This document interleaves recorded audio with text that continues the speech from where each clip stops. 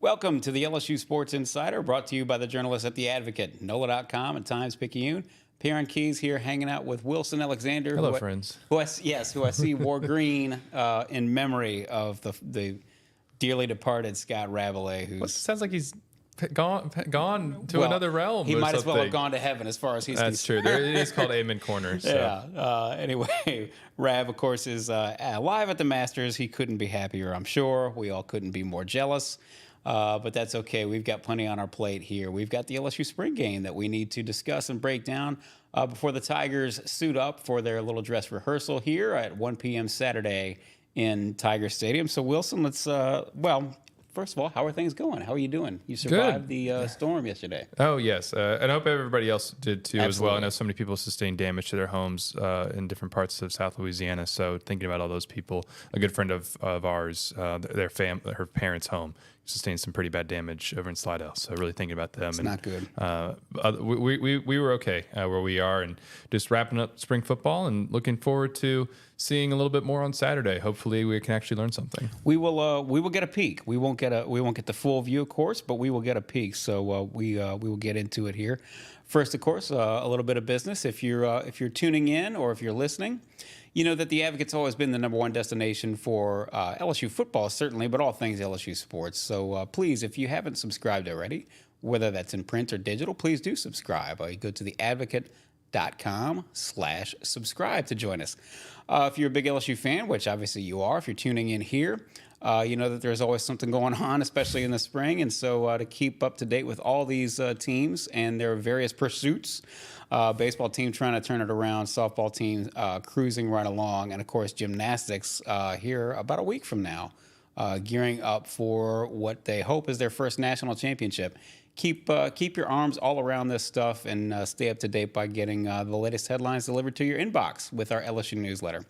To do that, to sign up, you go to theadvocate.com/LSU newsletter.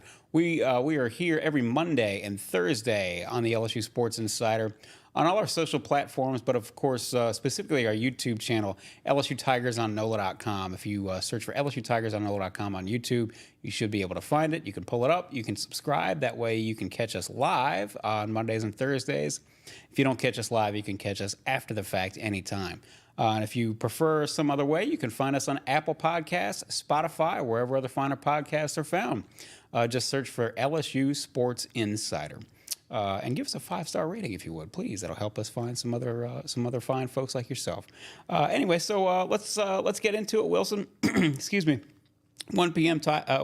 Saturday in Tiger Stadium, and we were just talking before we went live here, Wilson. I think actually it's sort of a credit to the LSU fans and to many other fans across college football that they don't necessarily pack the place 90,000 strong, 100,000 strong for a spring game. Not because it's completely insignificant, but we know that this is, number one, it's not a real game. Number two, it's a dress rehearsal. And number three, you're going to find out plenty. And, you know, the hardcore fans who want to find out as much as they possibly can about this team, they're going to find out. They're going to learn some things, but they're not going to learn everything because this is not a complete picture of what the team is going to look like on September 1st when I play USC in Las Vegas. No, certainly not. I mean, LSU's roster isn't done being added to, and there's probably going to be some attrition when the portal opens next week. There's also, as Brian Kelly said today, you know, the starters are going to have kind of a quick hook, or at least the really established guys who they don't really need to try to learn more about. Because, well, the last thing you want to do is risk them to injury. And this is more of an opportunity to find out about some guys who maybe had some good springs, maybe even didn't have a good spring, but a chance to get them in more of a game-like setting and kind of see what you have. You know, this is, as Brian Kelly put it this morning, it's kind of an audition for some guys, especially those who are a little bit further down the depth chart maybe. And I think maybe that's maybe a good way to frame what you could try to see in the spring game is, okay, who passes that audition?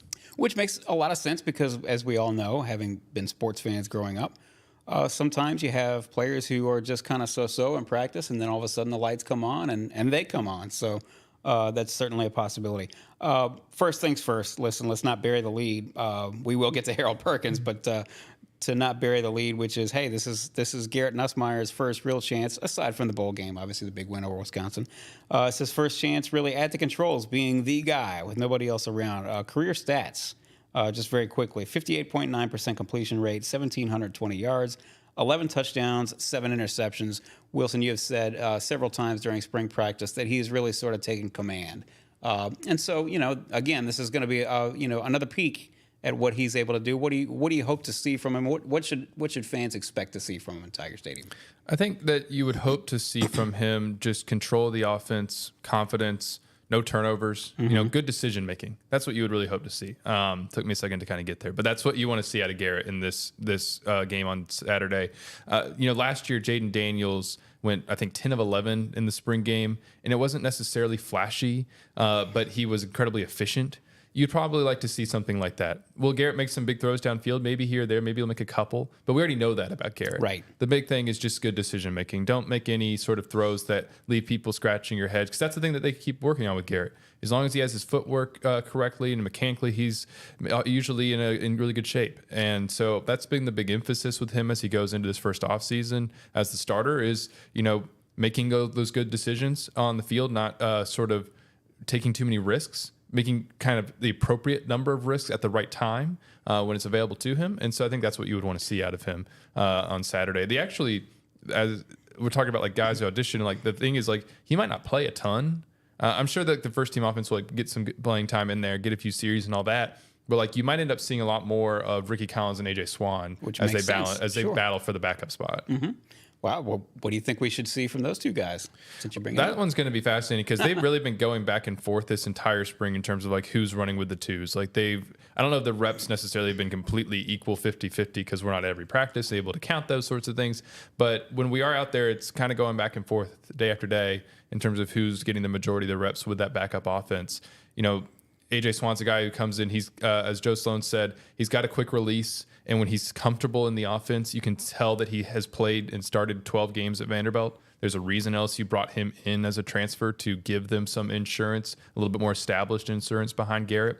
But, he's learning a new offense for the first time. So it necessarily hasn't been like, just took control of that backup job, and there's no doubt about it. Rickie Collins has gotten a chance to show what he can do as well. I think he has, just from our eyes, gotten better this offseason. Looked a little bit more comfortable in the offense and more efficient in it than he did certainly at times in preseason practice last year and during the spring last year too. And so, he is, I don't know exactly what to expect from them on Saturday because, we haven't really seen either of them at LSU in a game. Like Rickie didn't really play it all last year, and right. AJ's here for the first time in a new offense. And so this will be kind of the first chance to really see what they are capable of. If I recall correctly, and you can at this stage of their careers, yeah, I can count on you to check me. If I recall correctly, the only time Rickie got into a game last year was against Grambling, and if I'm not mistaken, he threw 2 passes. Maybe? Yeah, he's got I think 2 career attempts at this point. So when you were third on the depth chart behind the Heisman Trophy winner and then one of the more capable backups in the country, right. You weren't going to play very much. Right. And no, we didn't expect anything differently. But that goes sort of back to your point, which is did LSU want to go into 2024? And I have to stand corrected because I wasn't so sure they were going to go after one, but it makes sense now that I look at it. Did they want to go into 2024 with 2 backups, Colin Hurley, who would be a true freshman, and Rickie Collins, who would be a redshirt freshman with 2 college passes to speak of. So it makes sense to try to bring in somebody, a little bit of an insurance policy. So we will see what happens there. Last podcast, the previous podcast, which everybody can go check out on LSU Tigers on NOLA.com.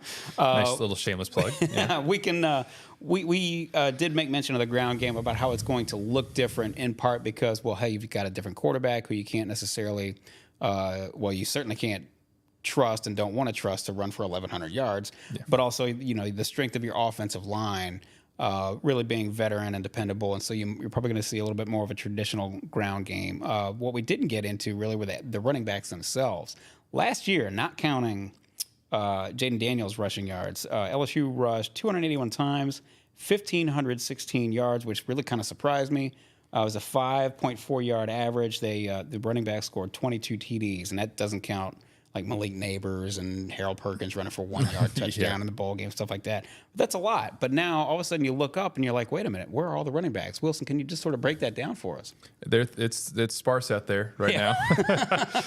Because I think, as everybody knows, Trey Holly is in the midst of a legal case. He was arrested in connection with a shooting, and that remains ongoing. And so, he was not out there this spring, as he is indefinitely suspended. And LSU, especially when you hear from Brian Kelly about it, seems optimistic that they'll get him back at some point before the season.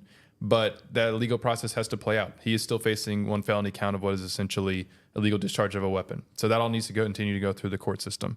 And without him out there, and because Caden Durham is not an early enrollee, he's arriving here in the summer, LSU's got 2 scholarship running backs, Josh Williams and Caleb Jackson.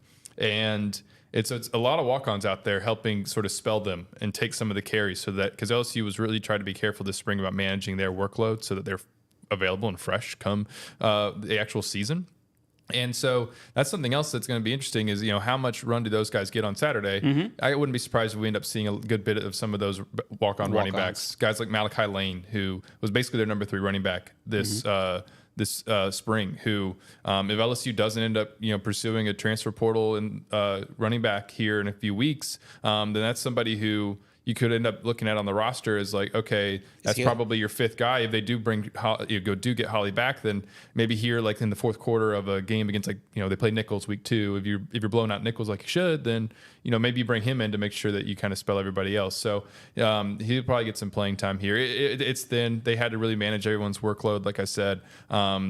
Because that's just kind of the situation they find themselves in. After having 8 scholarship running backs a year ago, they're down to 4 if everybody's available. John Emery, of course, completed his eligibility, and the poor guy, heart goes out to him with the knee injury. Saw him recently, actually, in LSU's facility on Pro Day, and he was in there getting a workout in. It looks like he's still trying to make something of his career. Everybody wishes the best for him. He did everything he was supposed to do toward the end there.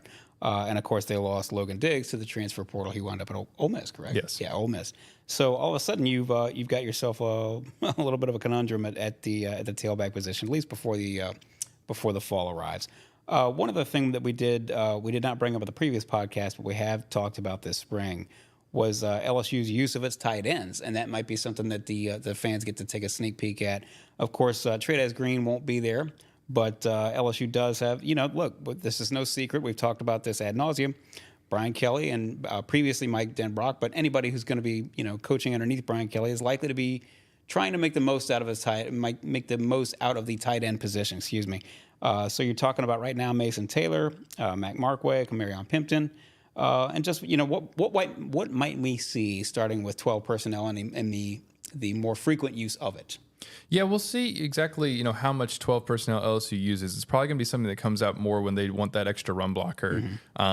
It's whether or not that ends up being a big piece of the pass game is kind of going to depend on if guys like Kamarion Pimpton and Mac Markway are ready to be reliable pass catchers when the season actually rolls around. Otherwise, LSU looks like it's still got a strong and fairly deep collection of wide receivers. They roll like 6-7 deep. In terms of that position right now. And so if that ends up being your strength and you're trying to play to your personnel, then we might end up seeing a little bit more, I guess, personnel packages similar to what we saw last year in some cases. 3 receivers, yeah. Like that.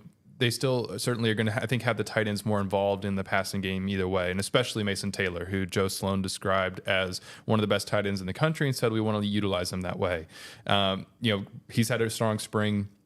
And Brian Kelly talked a little bit here this week about Kamarion Pimpton and Mac Markway. And I think when we talk about, the spring game being an audition for some guys, Pimpton fits that to a T. Sure. We saw him a lot with more so the third team offense at times this spring, whereas Mac would play more with the second team offense, and Pimpton would rotate in there with the twos. But this is somebody whose catch radius is incredible, but needs to continue to develop. Physically, he had to get better as an inline blocker, and then as a receiver. Mason Taylor gave some insight into this. He said that Coach Slade Nagel, the tight ends coach now, basically this was at the start of the spring, and so some guys can come a long way in a month. Said that the thing with him was that Nagel kept telling Pimpton just you need to run all the way through your routes, and that he just kind of had a tendency sometimes to not do that, and so. That was something that they were working on with him, and he got, like we said, this incredible catch radius. As a receiver, he might be purely in terms of receiving ability, top 6 or 7 on the team, but you got to be able to harness that and actually be able to apply that to games. And so when you talk about like Mason Taylor, you might not see a ton of him. You know what you have in Mason Taylor at this point, but you might see on Saturday a good bit of Mac Markway and of Kamorian Pimpton. Mac is a guy who we know is kind of established himself as a blocking option, but he, as Brian Kelly said today, has gotten better as a receiver, running some of those things over the middle.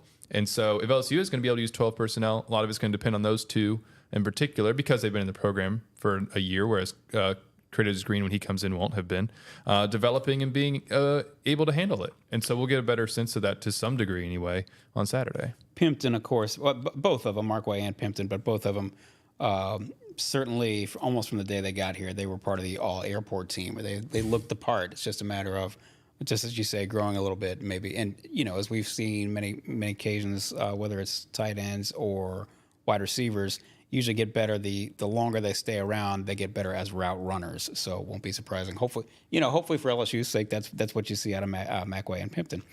This is the LSU Sports Insider, brought to you by the journalists at The Advocate, NOLA.com, and the Times-Picayune. Again, you know where to find all our writers' great work. They're out there working for you.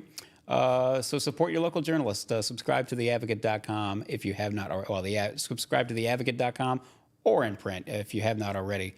To do that, either way, you can go to theadvocate.com/subscribe to join us and get everything one way or the other. Get all the latest headlines delivered straight to your inbox, to your phone, to your desktop. You can do that with our LSU newsletter. That's a daily newsletter. It's a 7-day-a-week newsletter delivered straight to your email. Rab handles that. Scott Rabelais handles that 3 times a week. He's even doing that while he's in Augusta. What a heck of a guy. Isn't that great? Good for him. The sacrifices he's willing to make for us. It's incredible. Oh, good heavens. But no, he does take care of that. This is one way to stay up on everything and get all the headlines, as I said, delivered straight to your inbox. You don't have to go running around searching for it all over the internet.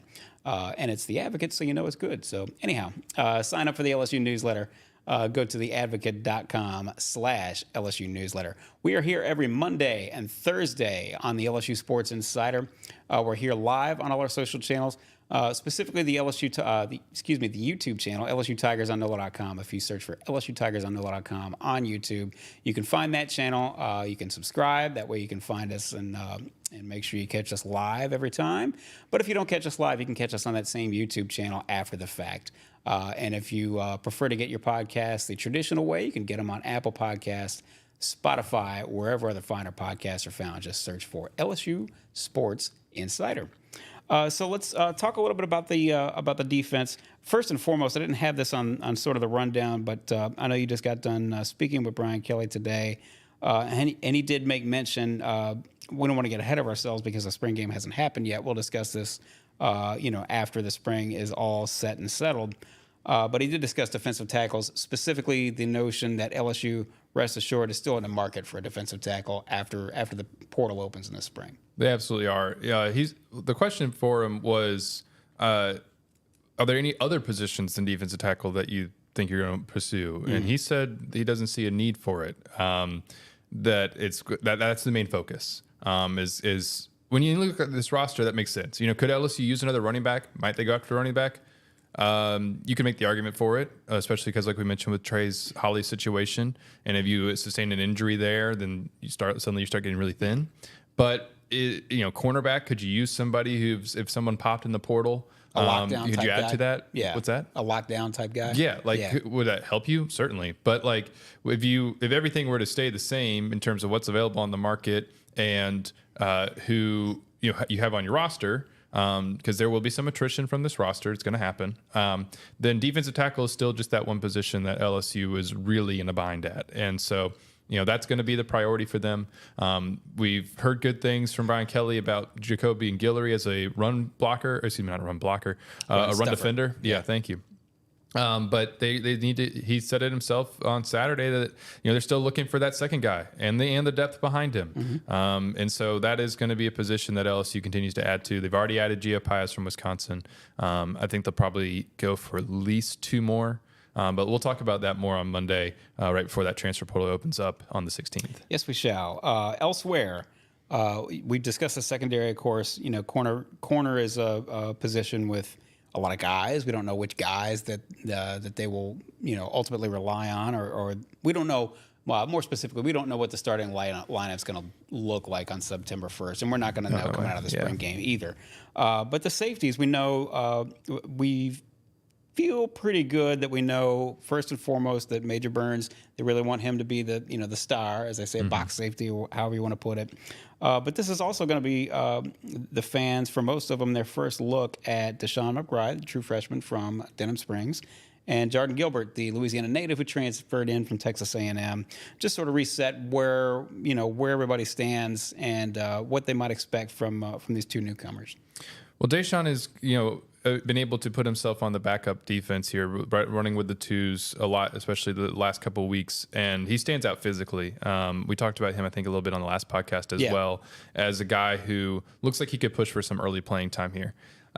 Joel Rogers, similarly, and actually in some ways another early enrollee who's gotten himself on the second team defense, along with Jordan Allen, who's been here for a few years. Looks like he's had a solid spring, and is kind of maybe, it's hard to say for sure, but like, because Jordan has more experience, he might be like, if there was if somebody went down, like he might be the first person who would come in at this point. And but right in front of them, Jardin Gilbert comes in. Might end up being, really, when you look back on it, it'll depend on who else you gets out of the portal at defensive tackle, but probably it has a chance to be the most maybe most impactful and most significant transfer that they got, because you already had some other receivers, but you didn't have a whole lot at safety. And so for him to come in, a guy who started 10 games at Texas A&M and 2 years ago before he had a shoulder injury last year that required surgery, he's come in and he slid in right away as a starter there at safety. And Sage Ryan right next to him. That's the other thing. It's like, people have seen Sage Ryan for a few years, but this is also going to be his first spring game back at what they really think of as a natural position. Yeah, actually at safety, instead of playing, corner like he did so much last year, or he's been a nickel at times too. They think that he's done a good job this spring. He's had one practice where he had 3 interceptions, and so he's back there too. And it looks like those are probably the starters at this point, while those freshmen continue to come along and maybe push for some at least some kind of role. Another thing we discussed again, and Jordan Allen too. I'm sorry, yes, Jordan Allen, either. Played well at times last year too, so it's good. You know now, or at least you think now, that you have depth. You maybe don't know everything just yet, but you feel like, well, okay, you got some guys in the program at least who you can try to develop and bring along and start to build up the foundation of a program that they still want to be built on high school classes and incoming freshmen. Okay, so the $1 million question, we got into this a little bit in the last podcast, and we're not going to come up with answers either today or probably even after the spring game. It's going to be a long way to go. But Harold Perkins, let's just start with this. What do we expect? What can we expect to see on Saturday in terms of how the defense is going to utilize Harold Perkins? I'm sure they're not going to put much on tape. They don't want to give away too much and all that jazz, but if you're a fan who's intrigued about Harold and him coming off of sort of an up and down sophomore season after that dynamite freshman year, what do you want to see? What do you expect to see? What can you expect to see? Probably not much, frankly. I mean, it's like the same thing with Garrett. Right. Like it's the two players, the two players who people probably have the most interest in how they're going to perform come, the opener is Garrett Nussmeier at quarterback and Harold Perkins there at linebacker. But it's also two guys who you probably won't learn a whole lot about in this spring game. I mean, just because LSU is going to keep things really vanilla. Like you said, it's not going to put anything on tape. Blake Baker wants to be able to use Harold Perkins in, as he said, a variety of ways. He's not going to show you that variety in the spring game and let teams get a chance to understand what they're actually going to do with Harold. But that we have been able to, we talked to Blake last week. We even got to talk to Harold earlier this week for the first time in his career. We talked to him briefly post-game last year at Missouri, and about this move to the inside linebacker and how he's approaching it and what he thinks about all of it. And he said that, and this is the same thing that he said after the Missouri game last year, so he's been consistent in this, is that he doesn't care what position he plays, really. Keeps saying, it's like, I'll do whatever, because his mindset is, I'm a football player. That's the words that I've heard him use a few times. He's like, you line me up at defensive tackle. Like, I'll play defensive tackle. I'll play safety. I'll play running back. I'll play wide receiver. I don't care. I'm a football player. And so, like, when I asked him, I was like, is this a challenge in any way, basically, to, move to inside linebacker for you? Because he didn't look, he didn't play this position in high school. Right. He was an outside linebacker who took away half the field, and he played a whole bunch of other stuff. He played running back, he played receiver, he played a little bit of quarterback. They ended up at Cypress Park creating like a 3 safety look where he was able to just sort of roam in the middle of the field, look like right behind the linebackers, because teams were like avoiding him completely. It allowed him to just like read and go and attack the football. But he didn't play inside linebacker because they had some solid inside linebackers, and it made them worse to take those guys off the field because they couldn't replace what Harold was doing outside. Sure. And so, like we said, then in freshman year, he doesn't really play that inside linebacker position, even though he starts out the year trying to learn it. And so, yeah, again, that was a long-winded way of getting to this question. Is this a challenge? And he's like, he shook it off and smiled and laughed. He's like, I'm an athlete. Like, it's what I do. I'm a dog. Yeah. Like, he's confident in himself. He's like, I'm not making no excuses. Like, I got to go get the job done. And so it sounds like he's really embracing it. He's saying all the right things about this move. And Blake Baker, I think, shed quite a bit of insight last week into kind of how they're going to try to make sure this sticks this time and actually clicks for Harold after it only lasted the one game last year. That's the real trick, isn't it? And, a part of it has to do with the idea that this defense is going to be much more aggressive. Harold loves it. That, by the way, the fact that he's like, I love how like Blake constantly emphasizes tackles for loss. They're bringing him, trying to get everybody, not just him, but everybody attacking downfield.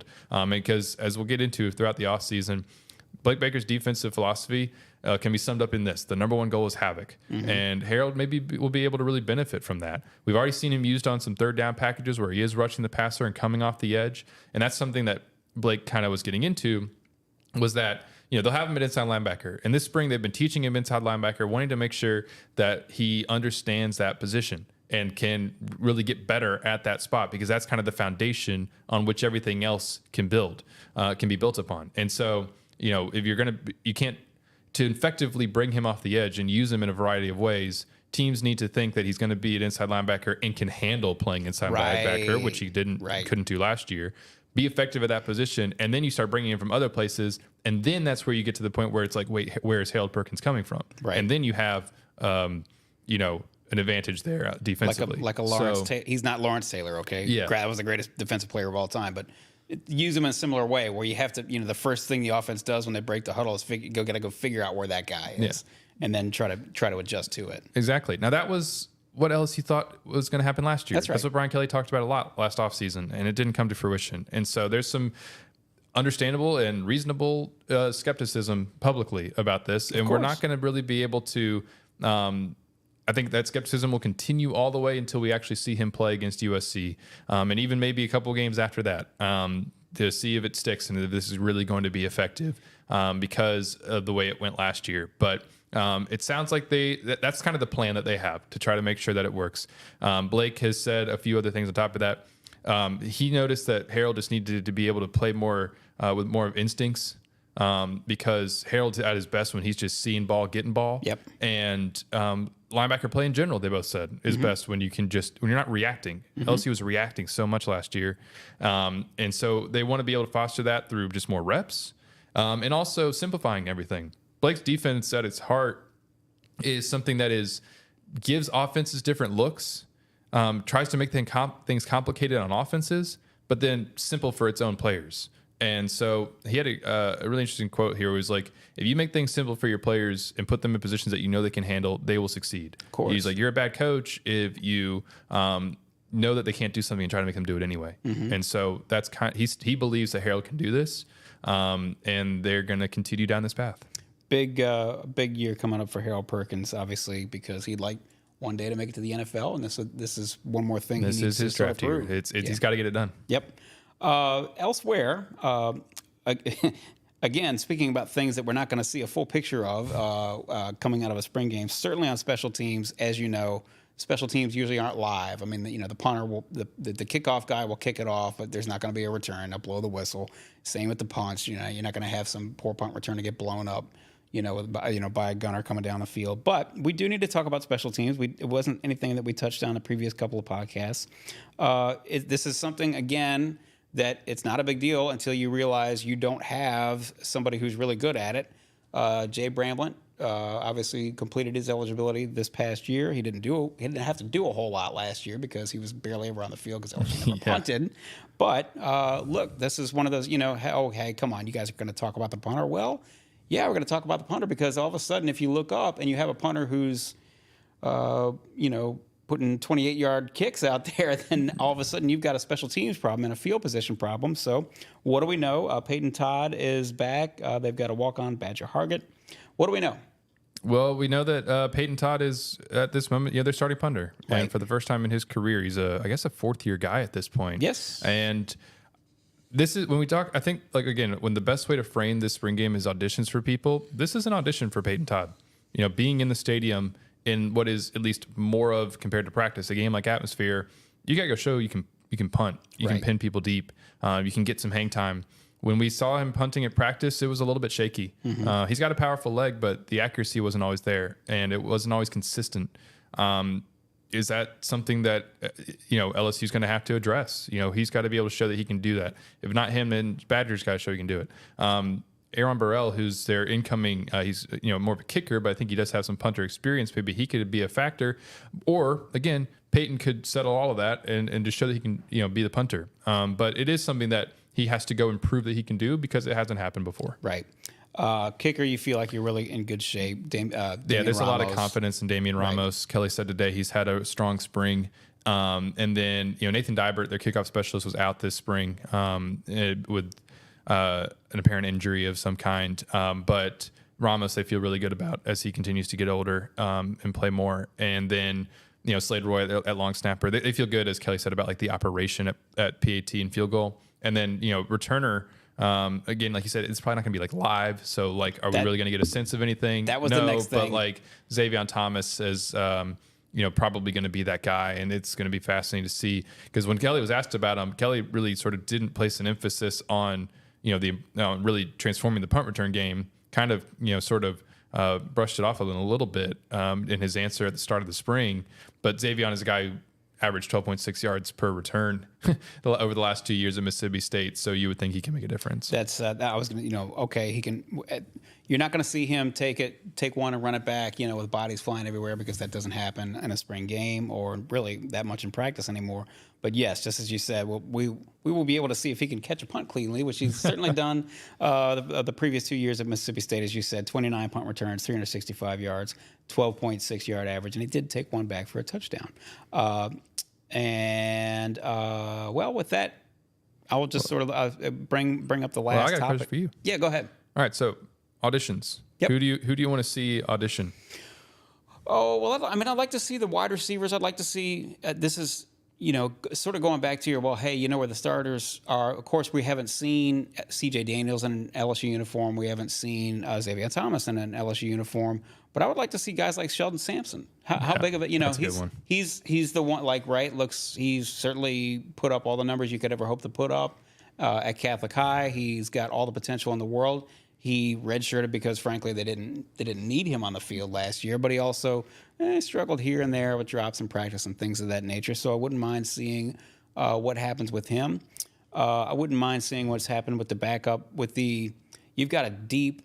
You don't just have a solid veteran starting offensive line. You've got some depth behind that offensive line. So I'd like to see what happens there and who do they feel. Of course, they're trying to figure out who their new center is. We think we know who that's going to be. It's DJ Chester for sure. So you think? You can make that I claim can't say right that now. without. Oh yeah, gosh, Okay. absolutely. All Yeah. right, so we know Not breaking news there. It is DJ Chester as their center. They feel good about the spring he's had. What's interesting is that Cohen Eccles, an early enrollee, has really emerged as the backup center. And talking to people, like this staff feels really strongly about Cohen Eccles being a guy down the line. And that's interesting. That's interesting because what's the old adage, whether it's true or not. I kind of tend to think there's a lot of times where it's not true. The farther away you are from the ball at the line of scrimmage, the more likely you are to play early. Well, that would be. He's on the ball right there, Yeah. so you can't get any closer. That would be really interesting for a freshman to come in and be that solidify that backup role. But all these guys on the offensive line, you feel really really good about your first team. You probably feel good about a lot of guys on your second team, but you want to see it, right? You want to see how those guys do. I'm curious to see how the defensive line goes. Savion Jones. I don't mean to keep harping on it and feel like we're piling on to him, but. At this time last year, we thought he had all the potential in the world and was going to, explode in 2023, and it just never happened. So curious to see what he looks like. Frankly, you guys have probably seen him in practice. I have not, And so has he slimmed down? Does he look a little bit more lean and mean, a little bit more agile, and things of that nature? And it's just sort of the pass rush in general. Perryn and Braden Swinson, as we talked about the previous time. So, and then maybe a little bit about the backup linebackers too. Well, we feel like we pretty much know Penn, Perkins, and probably what Weeks. When they have three linebackers. So who else is going to be there? We didn't really Witt's brother discuss West that. would be that's the four. That the Weeks brothers will be in the rotation. All right. So at who this else moment, when the second team defense is out there? Then who's out there with them? Across the second team defense? Yeah. Okay. All right. This is gonna hang with me here for a second while I just try to pull it up in my head. Yep. Okay. So at defensive end, Perryn. At defensive tackle, Sean Washington and Jalen Lee / Kimo Macanioli. Preston Hickey could maybe get some reps in there as well. Former preferred walk on there. Let's see. The other defense, the small or defensive end spot would be Dashawn Womack.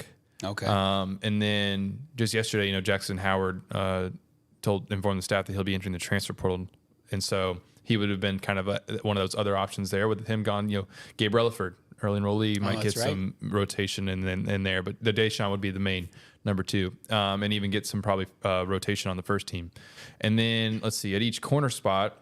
Right now, you're probably looking at Javion Toviano and J.K. Johnson, because the first team corners, it looks like at this point of the spring, have been P.J. Woodland and Ashton Stamps. And then let's see, the second team star would be Kylan Jackson, probably. Okay, from Zachary. And then your second team safeties, as we discussed, would be Deshaun McBryde and Jordan Allen. Okay, all right, well done, incidentally. Oh, and then the linebackers. Well, hang on, I skipped over them. The Weeks brothers. So. Okay, well there you have it. Okay.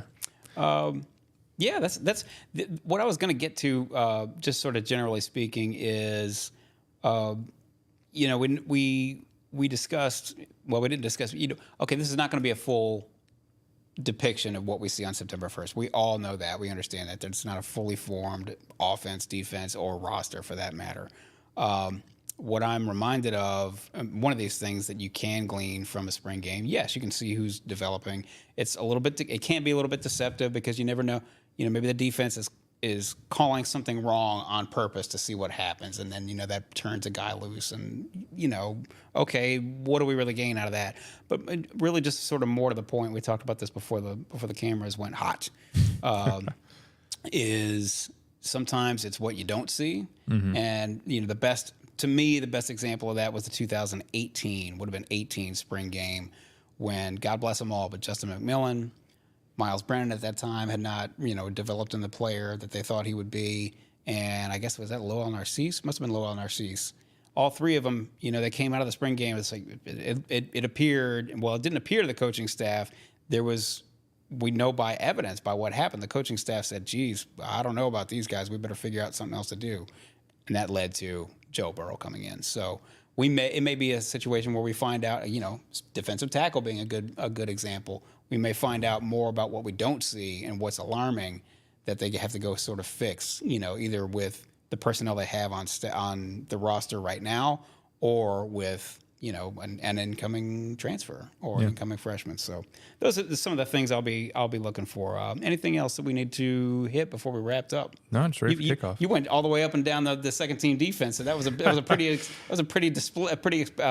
impressive display when you've there. Been to every open practice that they have anyway, and watched them quite a few times and written down the depth chart quite a few times over the spring, you can start to recall it pretty quick. After spring ball and after the transfer portal window, Wilson's going to take a nice long nap and maybe go out to the beach and hang out with his lovely bride. And he will have earned it. Yeah, play some golf. Pretend to wear at Augusta. Yeah. Well, you can sneak onto the course. I'm sure nothing bad will happen. Oh yeah. It was nice knowing you. Yeah, anyway. Listen, everybody, we will obviously in later podcasts we'll get into baseball season, softball season, gymnastics with the championship. Absolutely. Yeah. Probably next week at this time, we'll be previewing LSU's trip to Fort Worth, Texas, trying to hunt down that first national championship. So there's plenty to keep our arms around. And of course, we do it all for you. So please subscribe to The Advocate. As we say, whether that's in print or digital, go to theadvocate.com/subscribe. Again, stay up to date with everything with our LSU newsletter. To do that, to sign up, you go to theadvocate.com/LSU newsletter. And of course, we are here every Monday and Thursday, sometimes without Rab, sometimes not. That SOB is having the time of his life right now, but we love him anyway. We are here every Monday and Thursday on the LSU Sports Insider on all our social channels, but specifically the YouTube channel, LSU Tigers on NOLA.com. If you search for that, you should be able to find it. You can subscribe there. That way you won't miss an episode live. And if you don't catch it live, you can catch us there on that same YouTube channel after the fact, LSU Tigers on NOLA.com. And if you don't appreciate that way, you'd rather get your podcast sort of a more traditional way, get them on Apple Podcast, Spotify, wherever.